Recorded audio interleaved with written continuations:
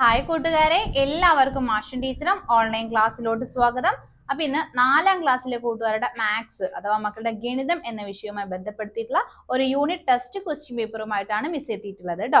Okay മക്കളെ, അപ്പൊ നമ്മുടെ ഗണിതത്തിലെ ഫസ്റ്റ് ചാപ്റ്റർ ആയിട്ടുള്ള ലൈൻസ് ആൻഡ് ഷേപ്സ്, അതായത് മക്കളെ വരകൾ രൂപങ്ങൾ എന്ന ചാപ്റ്ററിന്റെ ഒരു യൂണിറ്റ് ടെസ്റ്റ് ക്വസ്റ്റ്യൻ പേപ്പറാണ് ഇന്നത്തെ ക്ലാസ്സിൽ നമ്മൾ ഡിസ്കസ് ചെയ്യുന്നത്. അപ്പൊ എല്ലാ കൂട്ടുകാരും കൃത്യമായിട്ട് ശ്രദ്ധിച്ചിരിക്കുക. പിന്നെ നമ്മുടെ ക്ലാസ്സിലോട്ട് പോകുന്നതിന് മുന്നായിട്ട് വീഡിയോ കണ്ടുകൊണ്ടിരിക്കുന്ന എല്ലാ കൂട്ടുകാരും എന്ത് ചെയ്യുക, വീഡിയോ ഒന്ന് ലൈക്ക് ചെയ്യുക. അതോടൊപ്പം തന്നെ മക്കളുടെ പേര് നമ്മുടെ കമന്റ് ബോക്സിൽ ടൈപ്പ് ചെയ്യുക. നിങ്ങളുടെ ഫ്രണ്ട്സിന് നമ്മുടെ വീഡിയോ ഒന്ന് ഷെയർ ചെയ്ത് കൊടുക്കുകയും വേണം കേട്ടോ. ഓക്കെ മക്കളെ, അപ്പൊ നമുക്ക് ക്ലാസ്സിലോട്ട് പോയാലോ. അപ്പൊ നമ്മുടെ ഫസ്റ്റ് ചാപ്റ്ററുമായി ബന്ധപ്പെടുത്തിയിട്ട് നമുക്ക് എന്ത് ചെയ്യാം, കുറച്ച് ക്വസ്റ്റ്യൻസ് എല്ലാം ഡിസ്കസ് ചെയ്യാം കേട്ടോ. ആദ്യത്തെ ക്വസ്റ്റ്യൻ ഇതാണ് മക്കളെ, identify and name the shapes. എന്താ മക്കളെ, രൂപങ്ങൾ തിരിച്ചറിയാം, പേരെഴുതാം എന്നതാണ് ആദ്യത്തെ ക്വസ്റ്റ്യൻസ് വരുന്നത് കേട്ടോ. നോക്കിക്കേ മക്കളെ, അപ്പൊ നമ്മൾ പഠിച്ചിട്ടുള്ള ഇവിടെ ഒരു രൂപം കൂടി ഉണ്ട് കേട്ടോ മക്കളെ. നമ്മൾ പഠിച്ചിട്ടുള്ള കുറച്ച് ഷേപ്സുകൾ ഇവിടെ കൊടുത്തിട്ടുണ്ട്. ആ ഷേപ്സുകൾ ഏതൊക്കെയാണ് ഐഡന്റിഫൈ ചെയ്തിട്ട് അവയുടെ നെയിം ഏതാണ്, പേര് എഴുതാനാണ് പറഞ്ഞിട്ടുള്ളത്. ഓക്കെ മക്കളെ, ഫസ്റ്റ് വൺ ഏതാ മക്കളെ, ഇത് ഏതാണ് ചിത്രം? ട്രയാങ്കിൾ ആണല്ലേ. ഏതാണ്? ത്രികോണമാണ്, ട്രയാങ്കിൾ ആണ്. അപ്പൊ കൂട്ടുകാർ അവിടെ എന്ത് എഴുതണം? ഇംഗ്ലീഷ് മീഡിയം കൂട്ടുകാർ അവിടെ ട്രയാങ്കിൾ എന്നുള്ളത് എഴുതുക. മലയാളം മീഡിയം കൂട്ടുകാർ അവിടെ എന്ത് എഴുതണം? ത്രികോണം എന്ന് വേണം എഴുതാനായിട്ട്. ഓക്കെ, അടുത്ത ഷേപ്പ് ഏതാണ് മക്കളെ? അടുത്ത ഷേപ്പ് ഏതാണ്? സർക്കിൾ ആണ് അല്ലെ. സർക്കിൾ ആണ്. സർക്കിൾ നമ്മൾ എന്തെന്ന് പറയും? വൃത്തം എന്ന് പറയൂല. അപ്പൊ അവിടെ മലയാളം മീഡിയം കൂട്ടുകാര് വൃത്തം എന്ന് എഴുതണം. ഇനിയുള്ളത് ഏതാണ് മക്കളെ? സ്ക്വയർ ആണല്ലേ. ഏതാണ്? സ്ക്വയർ ഷേപ്പ് ആണുള്ളത്. മലയാളം മീഡിയത്തിലോട്ട് വരുമ്പോൾ നമ്മൾ അതിനെന്താണ് പറയാ? സമചതുരം എന്ന് പറയൂ അല്ലെ. ലാസ്റ്റ് വൺ ഏതാണ് മക്കളെ? റെക്റ്റാങ്കിൾ ആണ്. ഏതാണ്? റെക്റ്റാങ്കിൾ ആണ് ഫിഗർ വരുന്നത് അല്ലെ. അതായത് മക്കളെ ചതുരം. എന്താണ്? ചതുരം. അപ്പൊ ഈ 4 ഷേപ്പുകളും കൃത്യമായിട്ട് മക്കൾ എന്ത് ചെയ്യാം, പഠിച്ചു വെക്കുക. ഓരോന്നിന്റെ പ്രത്യേകതകളും മക്കൾ പഠിച്ചിരിക്കുക കേട്ടോ. നമുക്കറിയാം അല്ലെ, ത്രികോണത്തിന്റെ കേസ് വരുമ്പോൾ അതിന് എത്ര സൈഡ്സ് ആണുള്ളത് മക്കളെ? 3 സൈഡ്സ് ആണുള്ളത്. എത്ര കോർണേഴ്സ് ആണുള്ളത്? 3 കോർണേഴ്സ് ആണ് ആർക്കുള്ളത്? ട്രയാങ്കിളിനുള്ളത് അല്ലെ. ഇനി സ്ക്വയറും അതുപോലെ തന്നെ റെക്റ്റാങ്കിളിലോട്ടും വരുന്ന സമയത്ത് എത്ര സൈഡ്സ് ആണുള്ളത് മക്കളെ?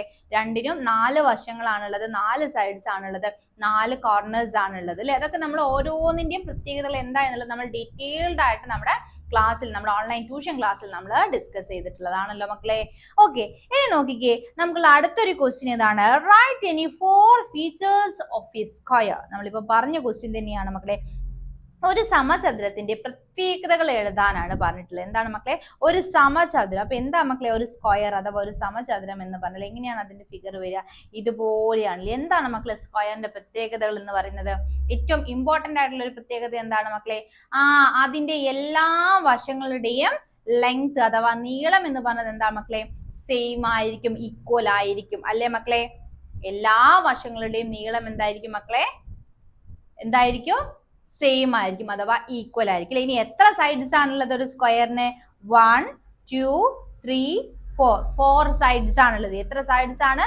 4 സൈഡ്സ് ആണ് ഒരു സ്ക്വയറിനുള്ളത്. ഇനി എത്ര കോർണേഴ്സ് ആണുള്ളത് മക്കൾ? എത്ര കോർണേഴ്സ് ആണ്? 1 2 3 4 കോർണേഴ്സുമാണ് ഒരു സ്ക്വയറിനുള്ളത് അല്ലെ. അപ്പൊ നമ്മൾ പറഞ്ഞു 4 വശങ്ങളുണ്ട്, അത് നമ്മുടെ സ്ക്വയറിന്റെ പ്രത്യേകതയാണ്. അതുപോലെ തന്നെ 4 കോർണേഴ്സ് എന്തിനുണ്ട്?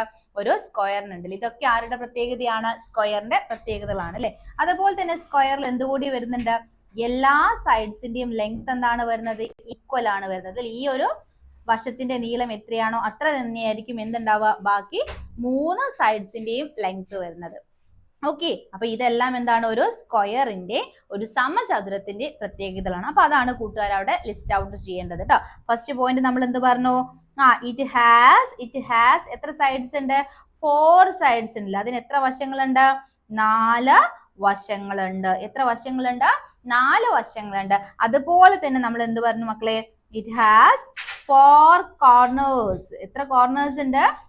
4 കോണുകളാണ് ഉള്ളത് അല്ലെ. എത്ര കോർണേഴ്സ് ആണുള്ളത്? 4 കോർണേഴ്സ് ആണ്. അതായത് 4 മൂലകളുണ്ട്, 4 മൂലകളുണ്ട്, 4 വശങ്ങളുണ്ട്. പിന്നെ നമ്മൾ എന്ത് പറഞ്ഞു മക്കളെ?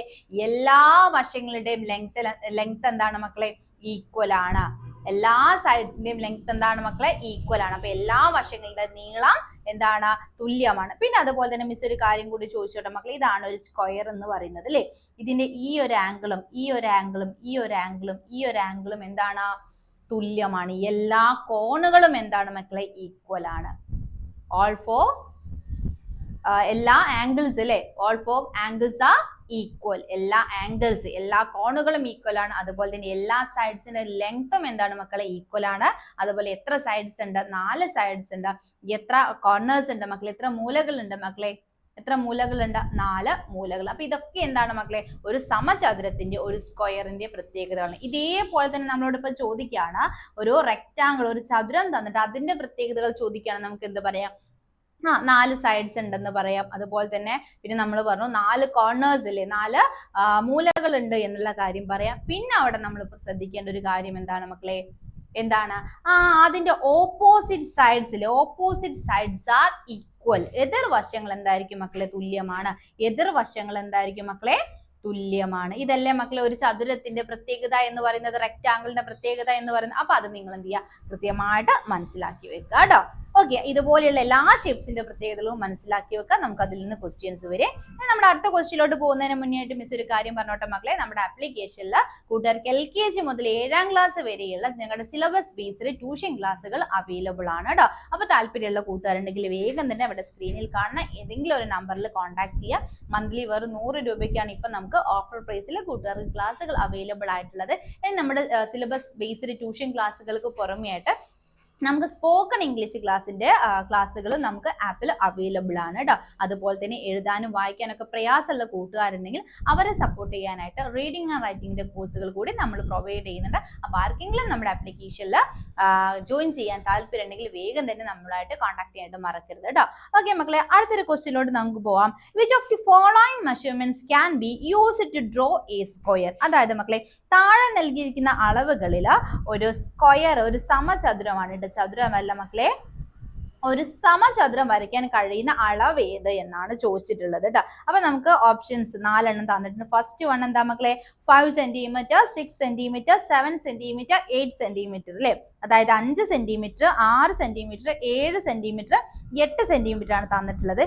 ബി ക്വസ്റ്റ്യൻ എന്താണ് മക്കളെ, 9 centimetre, 9 centimetre, 4 centimetre, 9 centimetre, then 5 centimetre, 5 centimetre, 5 centimetre, 5 centimetre, പിന്നെയോ 3 സെന്റിമീറ്റർ, 4 സെന്റിമീറ്റർ, 5 സെന്റിമീറ്റർ, 6 സെന്റിമീറ്റർ. ഇങ്ങനെയാണ് വശങ്ങളുടെ നീളം തന്നിട്ടുള്ളത്. അപ്പൊ അതിൽ ഏത് അളവ് ഉപയോഗിച്ചിട്ടാണ് നമുക്കൊരു സമചതുരം വരയ്ക്കാൻ പറ്റുക എന്നതാണ് ഫസ്റ്റ് ക്വസ്റ്റ്യൻ വരുന്നത് അല്ലേ. നമ്മളിപ്പം പറഞ്ഞിട്ടുള്ള എന്ത് മക്കളെ, ഒരു സമചതുരത്തിന്റെ പ്രത്യേകത, ഒരു സ്ക്വയറിന്റെ പ്രത്യേകത നമ്മൾ പറഞ്ഞിട്ടുണ്ട്. അതിൽ നമ്മൾ പ്രധാനമായിട്ടും ഒരു പോയിന്റ് ആണ് പറഞ്ഞത്, സമചതുരത്തിന്റെ 4 വശങ്ങളുടെയും ലെങ്ത് എന്ന് പറയുന്നത് എന്താണ് മക്കളെ, സെയിം ആയിരിക്കും അല്ലെങ്കിൽ ഈക്വൽ ആയിരിക്കും. അപ്പൊ ഇവിടെ നമ്മൾ എന്ത് നോക്കിയാൽ മതി, നമുക്ക് തന്നിട്ടുള്ള ഓപ്ഷനിൽ എല്ലാ വശങ്ങളുടെയും നീളം സെയിം ആയിട്ട് ഈക്വൽ ആയിട്ട് തന്നിട്ടുള്ള ഓപ്ഷൻ ഏതാണോ അതായിരിക്കും കറക്റ്റ് ആൻസർ.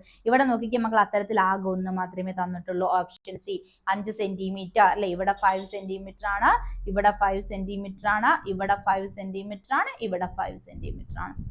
ക്ലിയർ ആയോ മക്കളെ? ക്ലിയർ ആയിട്ടുണ്ട്. അങ്ങനെയാണ് നിങ്ങൾക്ക് അവിടെ ഒരു ക്വസ്റ്റ്യനും കൂടി ചോദിച്ചിട്ടുണ്ട്, വൈ കാണ്ട് A square B drone using the other measurements? അതായത് മക്കളെ, മറ്റളവുകൾ ഉപയോഗിച്ച് എന്തുകൊണ്ടാണ് ഒരു സ്ക്വയർ അല്ലെങ്കിൽ സമചതുരം വരയ്ക്കാൻ പറ്റാത്തത് എന്നാണ് ചോദിച്ചത്.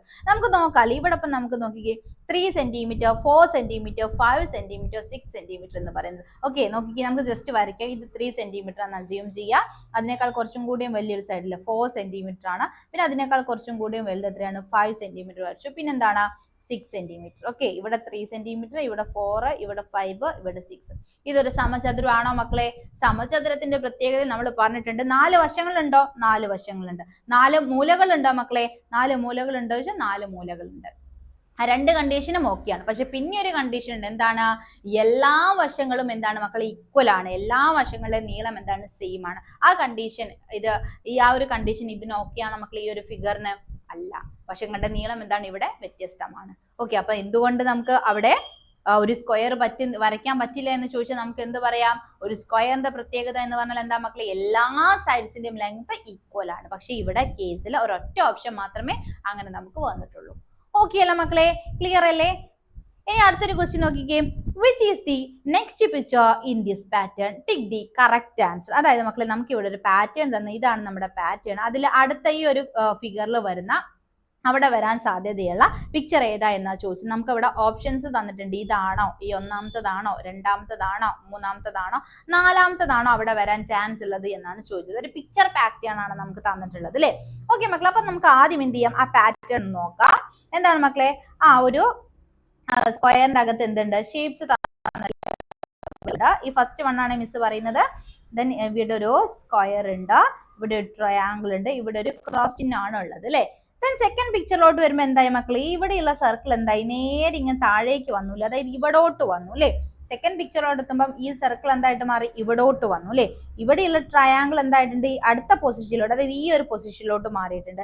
ആ പൊസിഷനിലുള്ള ക്രോസ് മാർക്ക് ഇവിടോട്ട് മാറിയിട്ടുണ്ട് അല്ലെ. അങ്ങനെയായിട്ടാണ് എന്ത് ചെയ്തിട്ടുള്ളത്, മാറിയിട്ടുള്ളത്. അതായത് എന്താണ്, ഓരോ പിക്ചർ കഴിയുമ്പോൾ അതിന്റെ പൊസിഷൻ അങ്ങനെ ചേഞ്ച് ചെയ്തുകൊണ്ടിരിക്കുകയാണ്. അപ്പൊ ഫസ്റ്റ് പിക്ചറിൽ സർക്കിളിന്റെ പൊസിഷൻ ഇവിടെയായിരുന്നു, സെക്കൻഡ് പിക്ചറിൽ നേരെ താഴേക്ക് ഇവിടെ എത്തി, തേർഡ് പിക്ചറിൽ അവിടുന്ന് അടുത്ത പൊസിഷനിലോട്ട് ഇവിടെ എത്തി, അടുത്ത പിക്ചറിൽ എന്തായിരിക്കും മക്കൾ, ഇവിടുന്ന് നേരെ മുകളിൽ ഇവിടോട്ട് എത്തും അല്ലെ.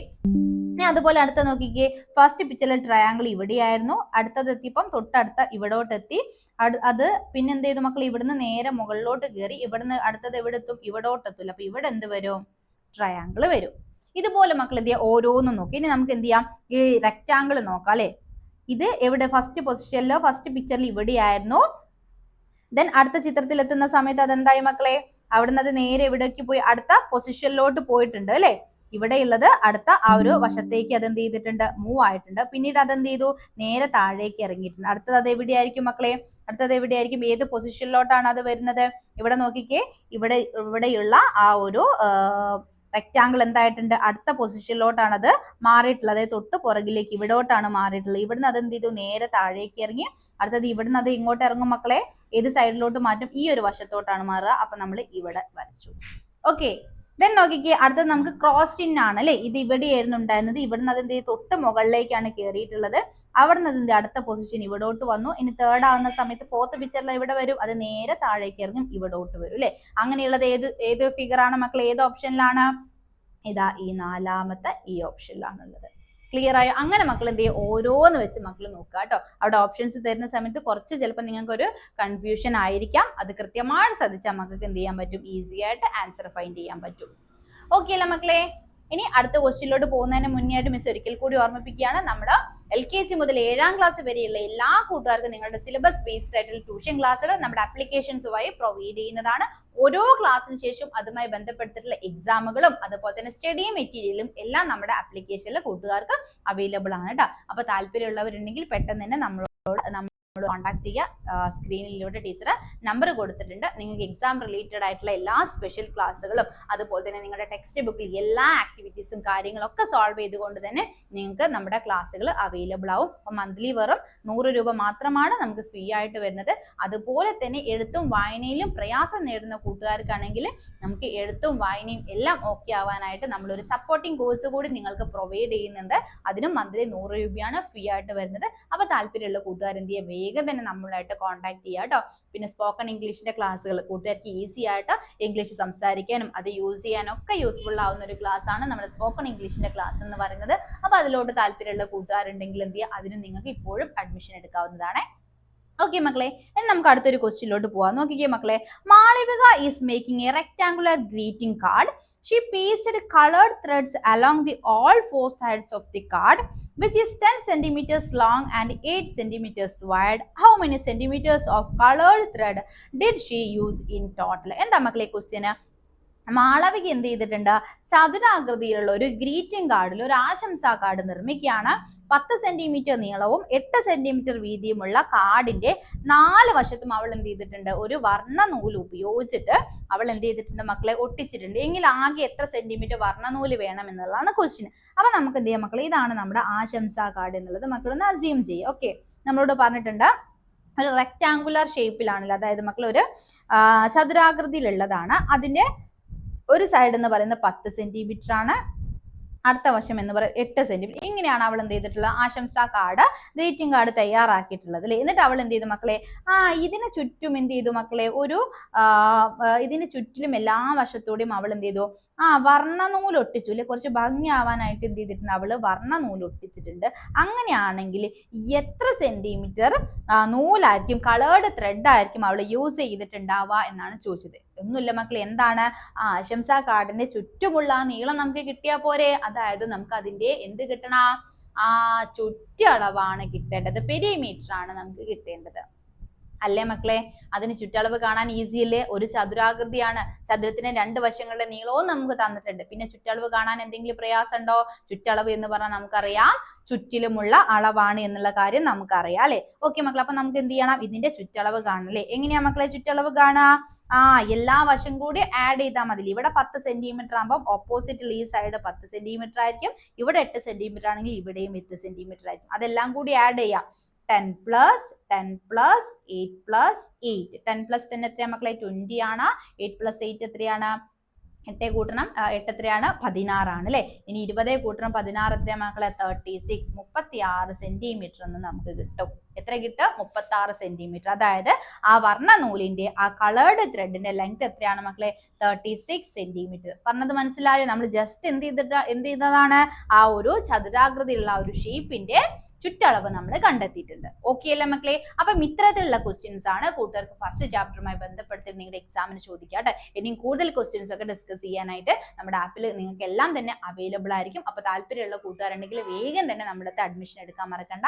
അപ്പം 8589823710 എന്നതാണ് മിസ്സിന്റെ കോൺടാക്ട് നമ്പർ. അഡ്മിഷൻ എടുക്കാൻ താല്പര്യമുള്ള കൂട്ടുകാരുണ്ടെങ്കിൽ എത്രയും വേഗം തന്നെ നമ്മളായിട്ട് കോൺടാക്ട് ചെയ്യാം കേട്ടോ. ഓക്കെ മക്കളെ, അപ്പൊ ഇന്നത്തെ ക്ലാസ് നമുക്ക് വൈൻഡപ്പ് ചെയ്യാം. അടുത്ത ദിവസം മറ്റൊരു പുതിയ ക്ലാസ്സുമായിട്ട് നമുക്ക് വീണ്ടും കാണാം.